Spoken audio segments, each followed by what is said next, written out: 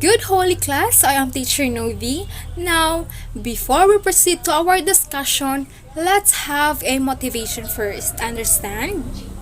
Okay, so I will show you a poster first and I want you to guess it who is in the poster.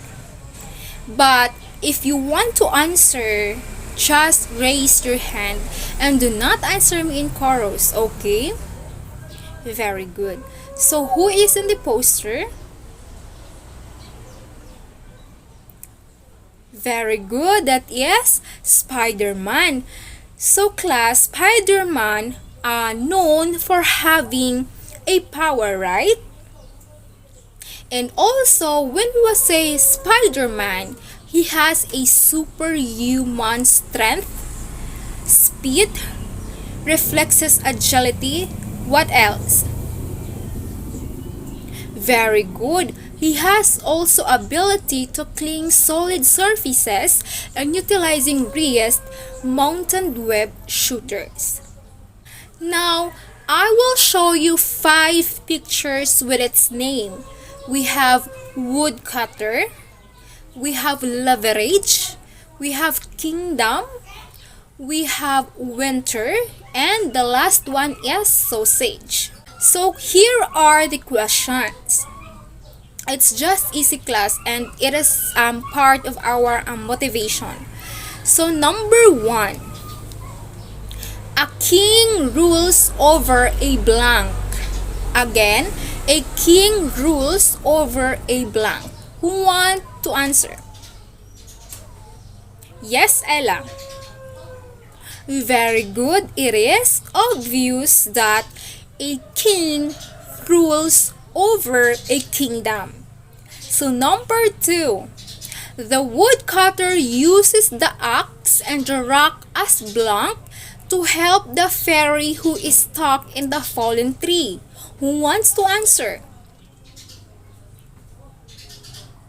Remember, we have 5 pictures to choose. They are sausage, leverage, kingdom, winter, and woodcutter. Yes, John. Very good. The woodcutter uses the axe and the rock as leverage to help the fairy who is stuck in the fallen tree. For number 3, the blank cuts the wood in the forest. Who wants to answer? No one? Okay, it is woodcutter. The woodcutter are the one who cuts the wood in the forest. Okay, the answer here is woodcutter. For number 4, my brother likes to eat blank for breakfast. Again, my brother likes to eat blank for breakfast. Yes, May. Very good. It is sausage. So it is obvious in the 5 pictures. Very good. My brother likes to eat sausage for breakfast. For the last number, one cold blank night was alone in my room. Yes? Very good. It is winter. One cold winter night, I was alone in my room. Understand? Did you enjoy our motivation? Okay, very good. So now, let's proceed to the story. I have here a story and I will read it to you. And the title of our story is 3 Wishes. So class, please listen carefully because after this, I have a questions. Okay? So once a poor woodcutter and his wife live in a little cottage in a big forest. One day, the woodcutter said to himself, "My wife and I are so poor and hungry.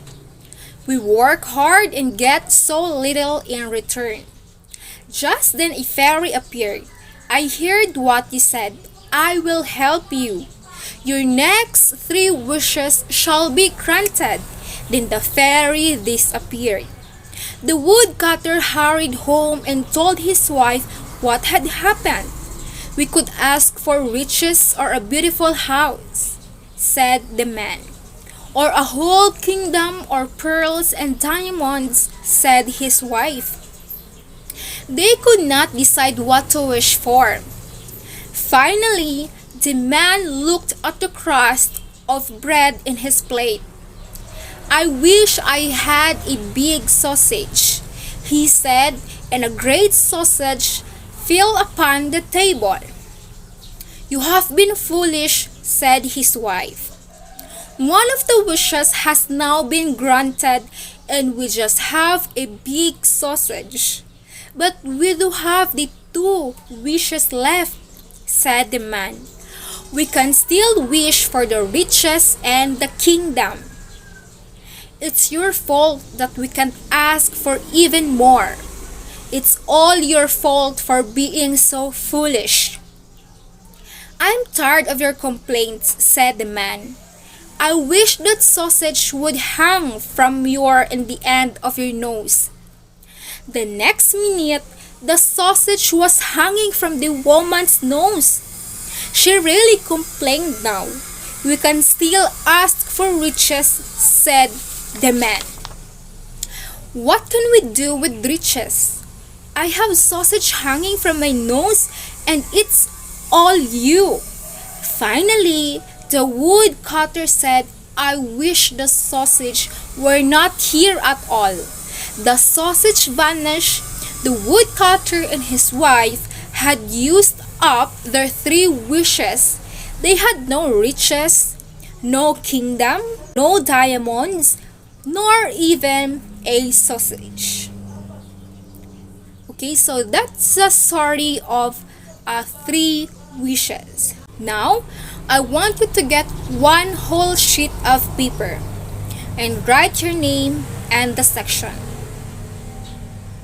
At the count of 5, I want all of your papers already on the top of your table.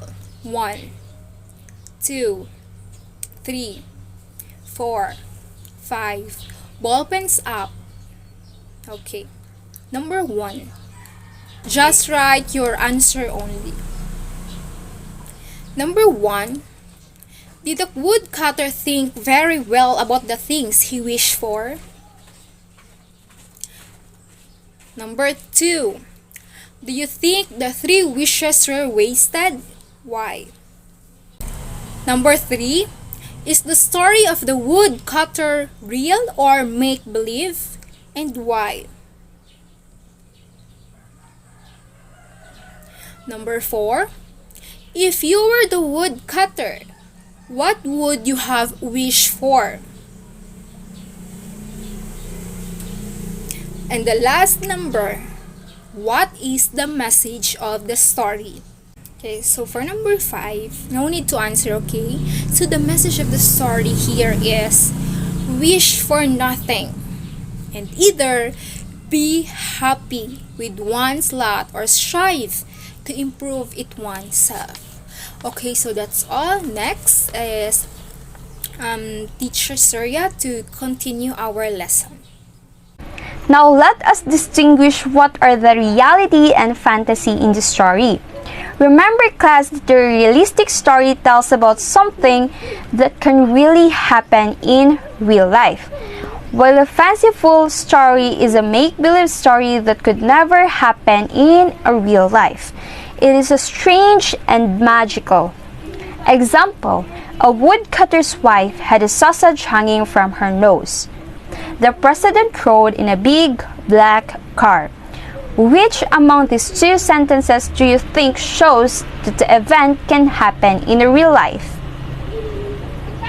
Yes, very good. It is the president rode in a big black car.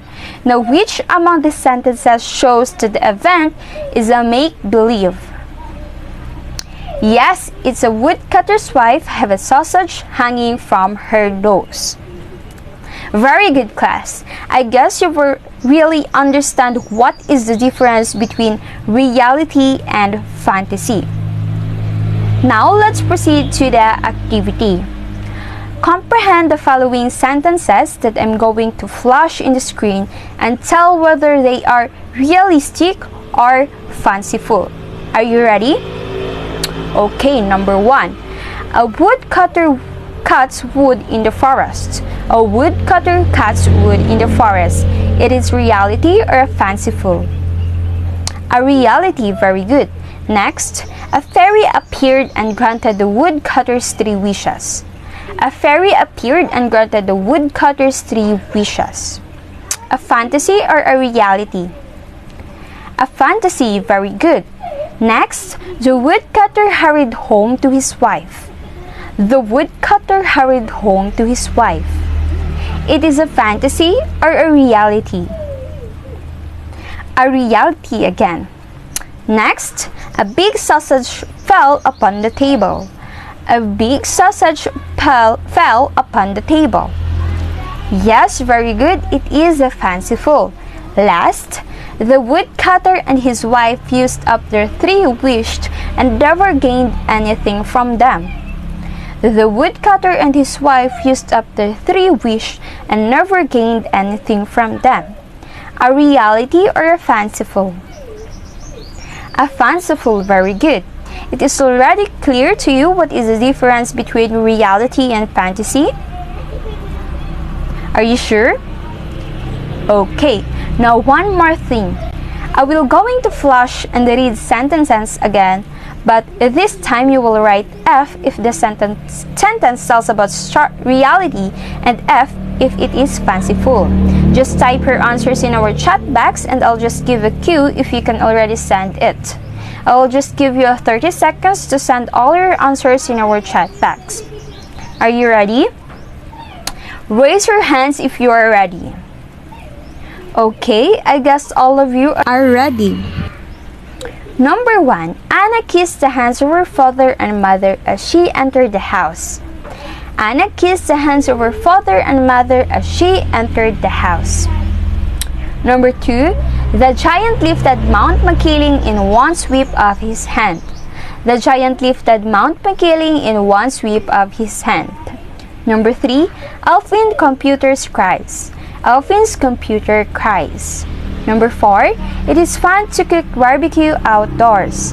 It is fun to cook barbecue outdoors. Number 5. Amina raised her hand and she was called on to recite. Amina raised her hand and she was called on to recite. Next 2 questions, you will write your answers in 2 to 3 sentences. Number 1. When do we say an action event is real? When do we say an action event is real? Number 2. When do we say it's just a fantasy? When do we say it's just a fantasy? Done? Raise your hands for those who are done answering. Okay, I guess all of you are done. You can now send your answers in our chat box and remember you only have 30 seconds to send it. It's already 3:29 and answers beyond 3:30 will not be recorded. It's already 3:30, time's up. The last person who answered her is Miss Rose. Now let's go back to the sentences and answer them. Number 1. Anna kissed the hands of her father and mother as she entered the house. It is what? A fantasy or a reality? A reality, correct. Next, the giant lifted Mount Makiling in one sweep of his hand. A reality or a fantasy? A fantasy. Number 3, Elfin's computer cries. It's a fantasy or a reality? The correct answer is fantasy. Next, it is fun to cook barbecue outdoors. A reality or a fantasy? A reality. Last, Amina raised her hand as she was called on to recite.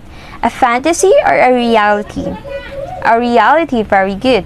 Who among you got a perfect score in a part 1? Wow, you are confident that you've got a perfect score. Very good. Now, for your assignment, please screenshot this one. Direction. Read each sentence carefully and cross out the words that make the sentence fantasy. I will going to post the submission area in our Schoology later where you can submit your outputs. And that's all for today, class. See you again next meeting. Goodbye.